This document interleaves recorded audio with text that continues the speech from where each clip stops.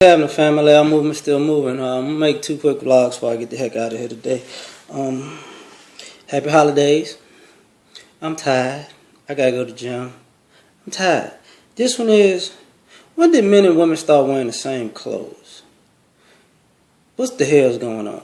Okay, I went out last night and I'm sitting there and I'm having a good time, enjoying myself. I had a nice little date or whatever, and I'm looking around. I'm thinking to myself, say, why in the fuck are all these girls dressed like guys and all these guys dressed like girls? It's not supposed to be unisex clothes. I'm just baffled by this because, people forget, and I made this comment a long time ago, when they had the couple of, maybe a year ago, when the fashion was like, we're going back to the 80s.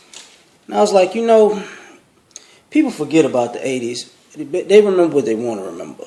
The 80s was a time where, what is the word they use for that shit? Erogenous. It was real. It got erogenous. As in, guys wearing makeup and girly ass clothes and long hair. And you didn't know if you was talking to a man or a woman. And people forget that. And like, oh, but that was cool. And there was high as shit, just fucking any old thing. And people forget that AIDS had an explosion in the 80s. Around that time. They blamed it all on gay people. And, but really it was, and then after that was over with, they said, it's a lot of down low men. Well, them down low men and women were dressing like men or women in the 80s. So I don't know why you think they was down low when you saw them in a fucking leotard as a grown man. That motherfucker was what that motherfucker was. So all I'm saying is, it looked like to me the cycle gonna repeat itself, because when I'm outside looking, I'm like, these guys don't want to be men and these women don't want to be women. So what the fuck is about to happen? Because, it ain't nothing cute about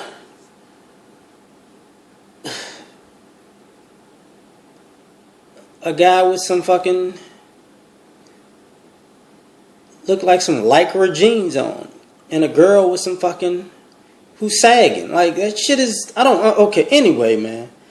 I'm saying that because if you're not comfortable in what you are, you're going to make motherfuckers uncomfortable in what you're trying to become. And I understand that some people are not, or just outside the mold.